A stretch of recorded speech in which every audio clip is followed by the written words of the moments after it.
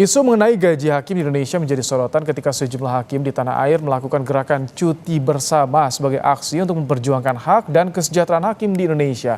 Para hakim menyebut tidak ada kenaikan gaji sejak tahun 2012. Kita akan bahas bersama Rangga Lukita Desnata, juru bicara Solidaritas Hakim Indonesia. Selamat petang, Mas Rangga. Selamat petang Kompas TV. Baik. Gimana Mas? Baik. Apa yang kita Mas Rangga, bicarakan sore ini? ketika audiensi dengan DPR, tak menyangka Presiden terpilih langsung bicara lewat telepon soal tuntutan hakim ini. Bagaimana tadi reaksi dari hakim ketika mendengar?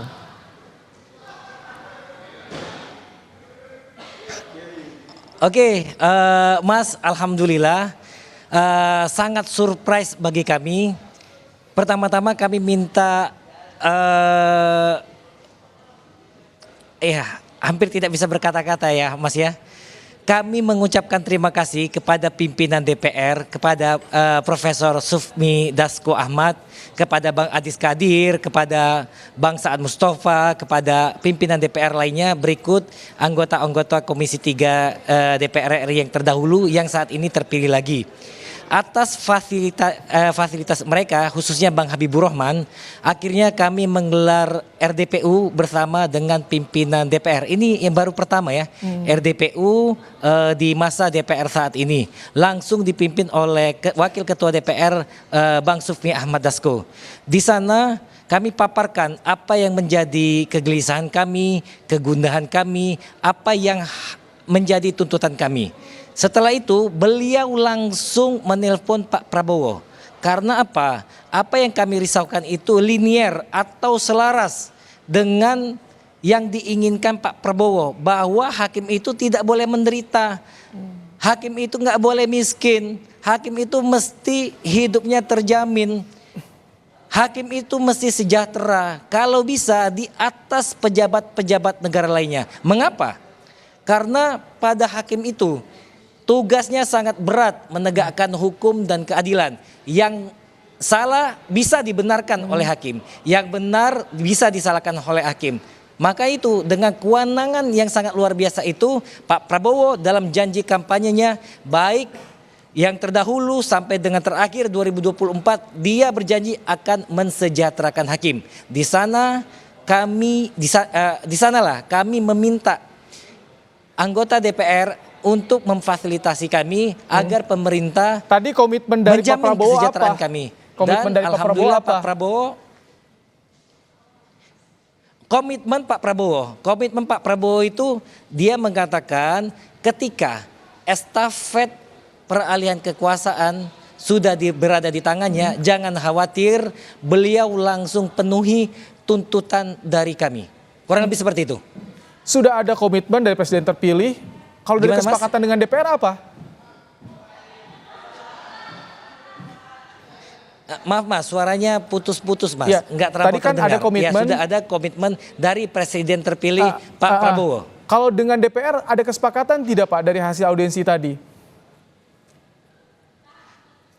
Oh, untuk DPR kesepakatannya satu, DPR berjanji akan mengawal revisi PP 94 ini agar kami mendapatkan hak kami yang layak, itu janjinya, dan akan bekerja sama dengan mitranya dalam hal ini pemerintah yang dikepalain oleh Presiden Republik Indonesia Pak Prabowo Subianto. Itu janji DPR. Bahkan DPR berjanji akan mengawal rancangan undang-undang jabatan hakim. Kurang lebih seperti itu.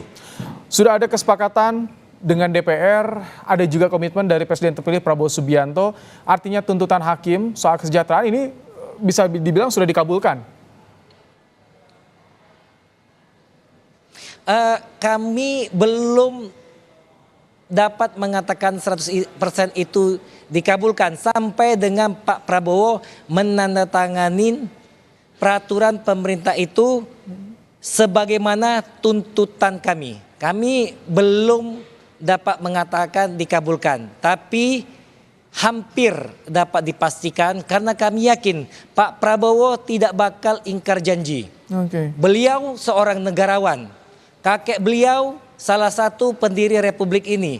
Ayah beliau salah satu tokoh nasional bangsa Indonesia, dan kami yakin beliau anak pejuang, tokoh nasional dari keluarga terpandang, sekarang menjadi presiden, tidak akan mengkhianati janji-janjinya. Itu kami yakin. Akan tetapi apa saja untuk yang menjaga-jaga dituntut kami oleh hakim sisakan 1%. dalam kali ini, dalam isu saat ini ketika cuti bersama ini, apa saja yang dituntut oleh hakim? Tuntutan hakim.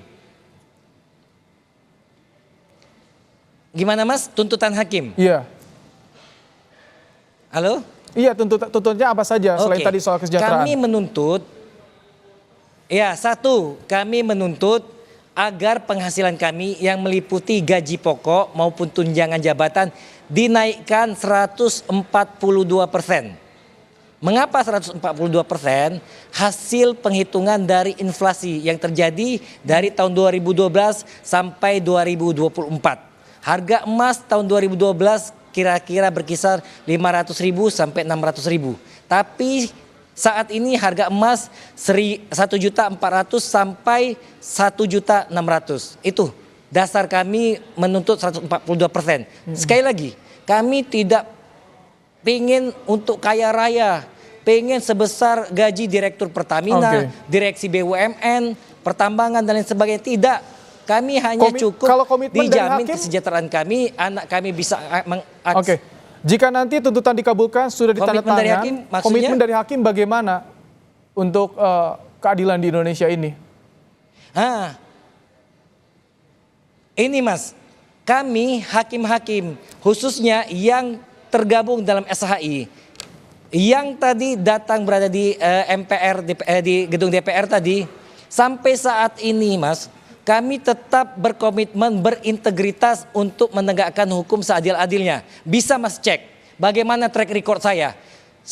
Dari awal saya diangkat jadi hakim sampai saat ini, tidak satupun saya menerima uang sogokan dari para pihak. Saya memutus berdasarkan keilmuan saya, berdasarkan keyakinan saya, berdasarkan bukti-bukti. Akan tetapi apabila tuntutan hidup tidak memungkinkan, daya tahan orang berbeda-beda. Mungkin saya tahan, tapi rekan-rekan saya yang lainnya mungkin tidak tahan. Itu yang kami khawatirkan. Kita jaga integritas yang ada pada teman-teman kami itu. Baik, masih dikawal informasi dan sudah ada komitmen dari Presiden terpilih. Terima kasih Mas Rangga Lukita Desnata, juru bicara Solidaritas Hakim Indonesia, bergabung dalam program Kompas Petang sore hari ini.